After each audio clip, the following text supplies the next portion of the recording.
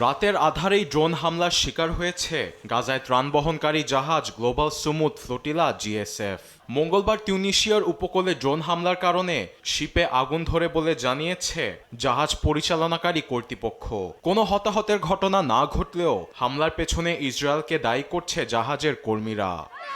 Unfortunately, গাজায় ভয়াবহ খাদ্য সংকট ও মানবিক সংকট নিরসনে কাজ চালিয়ে যাবার জন্য আমাদের জাহাজের উপর আবারও হামলা হয়েছে। ড্রোন থেকে বিস্ফোরক ফেলার পর জাহাজের একটি অংশে আগুন ধরে যায়। এ সময় কর্মীরা জাহাজের ভেতরই ছিল। তারা বাহিরে এসে আগুন নেভাতে সক্ষম হয়েছে। কোনো সন্দেহ নেই এর পেছনে ইসরায়েলের হাত আছে। flew above. এ বিষয়ে তাৎক্ষণিক কোনো মন্তব্য করেনি তেল আবিব।